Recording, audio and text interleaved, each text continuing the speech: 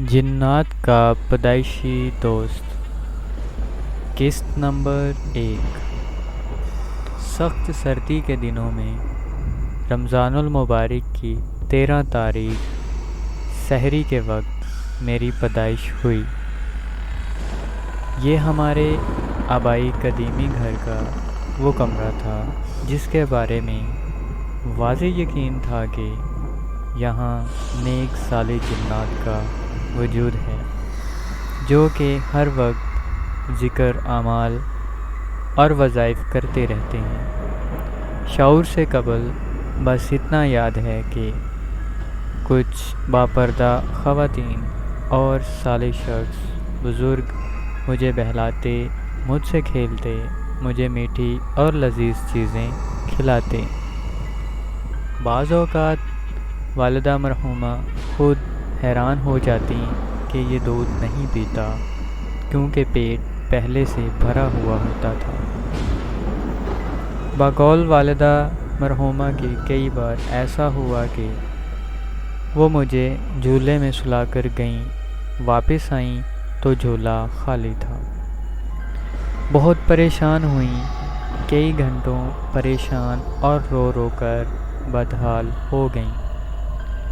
پھر دیکھا کہ میں جھولے میں سو رہا تھا اور خوشبو سے رچا بسا پہلے والا لباس نہیں تھا، بہت خوبصورت بیل بوٹے والا لباس زیب تن تھا۔ منہ میں کوئی میٹھی چیز لگی ہوئی تھی، جیسے کوئی میٹھی چیز کھلائی گئی ہو۔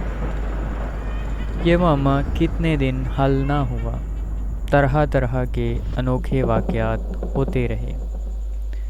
کبھی میں نے بستر پر پیشاب اور اجابت نہ کی، جب حاجت ہوتی تو خوب روتا، یا پھر دوست جنات میری حاجت صاف کر دیتے تھے۔ اماں حیران ہوتیں کہ بچے کو کس نے غسل دیا، کس نے نہایت چمکدار سرما لگایا، کس نے خوشبو لگائی، آخر یہ خدمت کس نے کی۔ بعض اوقات میں سو رہا ہوتا اور والدہ کام کر رہی ہوتی تھیں۔ بھوکا ہونے کی وجہ سے جب میں روتا اور کام میں مصروف والدہ جب تھوڑی دیر بعد پہنچتیں تو میرے ہونٹوں پر دودھ لگا ہوتا اور میں پھر سے پرسکون نیند سو رہا ہوتا تھا۔ یہ تمام واقعات مختلف اوقات میں شعور میں آنے کے بعد والدہ مجھے سناتی تھیں۔ اگر کوئی بچہ مجھے مارتا تو وہ ضرور بیمار ہوتا، یا پھر کوئی غیبی سزا یا کم از کم تھپڑ تو ضرور مارا جاتا، جس کا واضح نشان اس کے جسم پر ہوتا۔ اگر مجھے کوئی جھڑکتا، حتیٰ کہ محبت میں بھی، تو اس کا کوئی نقصان ہوتا۔ پھر خواب میں اسے کہا جاتا کہ تم نے ہمارے دوست کو مارا تھا، اس لیے تمہارا یہ نقصان ہوا یا سزا ملی۔ والدہ بتاتی ہیں کہ ایک بار ایک قریبی رشتہ دار مجھے اپنے گھر محبت سے اٹھا کر لے گئے۔ پہلے تو میں خوشی خوشی چلا گیا، پھر رونا شروع کر دیا۔ ظاہر ہے بچے کو ماں نظر نہ آئے تو وہ ضرور روتا ہے۔ جب زیادہ رویا تو تھوڑی دیر میں بچہ غائب تھا اور ان لوگوں کو نظر نہ آیا۔ اب وہ پریشان کہ ہم بچے کی ماں کو کیا جواب دیں گے۔ ڈھونڈتے ڈھونڈتے پریشان ہو گئے، لیکن بچہ نہ ملا۔ پریشان حال میرے گھر پہنچے تو میں خوش خرم کھیل رہا تھا۔ وہ حیران کہ 3 گلی دور یہ چند سالوں کا بچہ کیسے چل کر آ گیا۔ چونکہ والدہ کو کئی بار خواب میں اور ظاہر طور پر وہ صالح جن جنہیں میں حاجی صاحب کہتا تھا، بچے سے محبت اور خدمت کا بتا چکے تھے۔ والدہ فوراً سمجھ گئیں اور بات کو گول کر گئیں۔ مزید بچپن کے واقعات تحریر کے دوران بتاتا رہوں گا جو کہ میں نے والدہ سے سنے اور بعد میں خود مجھے نظر آئے اور اب تک آ رہے ہیں۔ میں ابھی 8ویں جماعت میں پڑھتا تھا کہ ایک رات حاجی صاحب نے آ کر مجھے پیار سے جگایا اور فرمایا چلو میرے ساتھ۔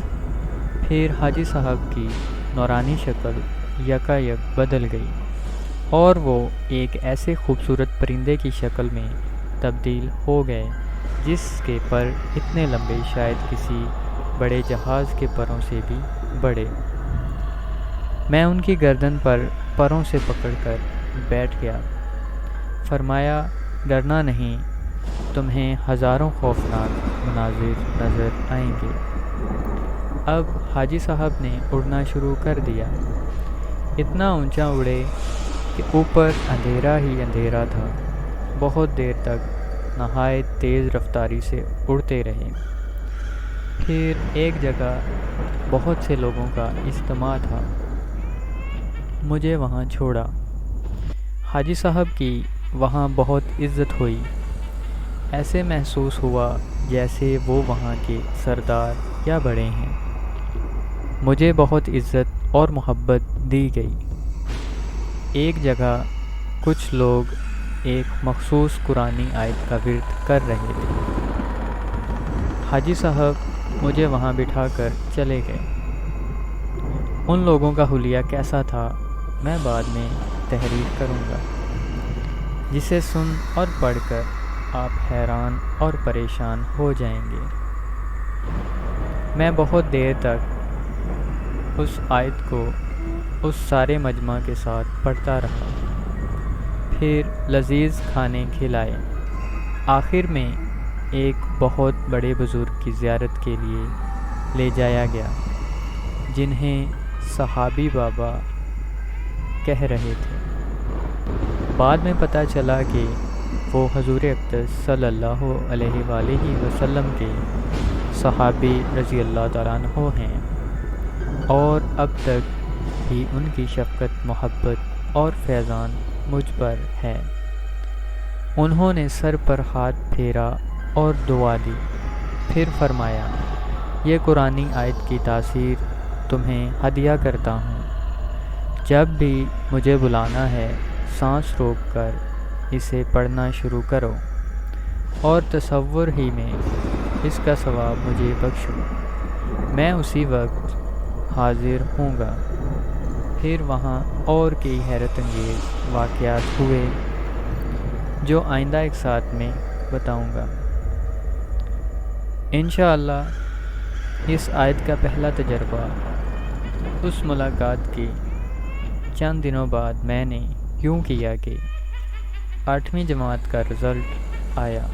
بورڈ کے دفتر سے گزٹ چند لوگ لائے اور رقم لے کر رزلٹ دیتے۔ رقم بھی میرے لیے کوئی مسئلہ نہیں تھا کہ میں ایک مالدار باپ کا بیٹا تھا، لیکن اتنا بڑا ہجوم کہ میں صبح 9 بجے کا گیا ہوا تھا اور 3 بجے تک مجھے موقع نہ ملا۔ بھوک، پیاس اور انتظار نے مجھے نڈھال کر دیا۔ اچانک صحابی بابا کی آیت یاد آئی۔ میں نے اس ہجوم میں کھڑے ہو کر وہی آیت سانس روک کر پڑھی اور اس کا ثواب صحابی بابا کو ہدیہ کر دیا۔ بس کیا ہوا کہ میں نے دیکھا کہ سامنے صحابی بابا کھڑے ہیں، ان کے ہاتھ میں موٹی سی ایک کتاب وہی گزٹ ہے، اور میرا رول نمبر نکال کر مجھے دکھایا، تسلی دی، ماتھے پر بوسہ دیا اور 5 روپے کا نوٹ، جس کی اس وقت بہت اہمیت سمجھی جاتی تھی، دے کر کہا کہ کوئی چیز کھا لینا، اور غائب ہو گیا۔ یہ پہلا واقعہ تھا صحابی بابا سے ملاقات کا۔ پھر اس وقت سے لے کر آج اس وقت تک نامعلوم کتنی بار صحابی بابا سے محبت، راز و نیاز اور ان کی شفقت سے فائدہ اٹھایا۔ جس دن میری والدہ فوت ہوئیں اس دن جنازے میں صحابی بابا تھے اور ان کے ساتھ 14 لاکھ سے زیادہ جنات تھے جنہیں میں نے ایک بے پناہ ہجوم کی شکل میں جنازے میں دیکھا۔ ان کی تعداد مجھے صحابی بابا نے بتائی۔ مزید بتایا کہ ہر جن نیک و صالح ہے جن کی اکثریت مکہ مکرمہ اور مدینہ منورہ سے آئی ہے، اور ہر ایک نے 70,000 کلمہ پڑھ کر آپ کی والدہ اور والد کو بخشا ہے۔ انہوں نے جنازے کو کندھا دیا اور قبرستان تک پہنچایا۔ 3 دن جنات کی اکثریت حاجی صاحب اور صحابی بابا سمیت گھر میں رہے۔ جب بھی والدین کی قبر پر جاتا ہوں تو یہ حضرات ساتھ ہوتے ہیں۔ ایک بار میں ایک قبرستان میں تھا، یہ اسی سال سردیوں کی بات ہے، میں گھر سے کمبل لانا بھول گیا۔ قبرستان میں کھلی جگہ احساس ہوا کہ مجھے سخت سردی لگ رہی ہے، اتنی دور سے کمبل کیسے لے آؤں؟ آخر سوچ کر، کیونکہ سخت مجبوری میں صحابی بابا کو تکلیف دیتا ہوں، وہ آیت پڑھی تو حسب معمول صحابی بابا کمبل لے کر تشریف لائے اور میں نے اوڑھ لیا۔ اگلی قسط کا انتظار کیجیے جو کہ آنے والے اتوار کو اپلوڈ کی جائے گی۔ اگر آپ کو یہ ایک سچی کہانی پسند آئی ہے تو ویڈیو کو لائک اور چینل کو سبسکرائب کر دیں تاکہ اگلی قسط جب بھی اپلوڈ ہو تو اس کا نوٹیفیکیشن آپ کو مل سکے۔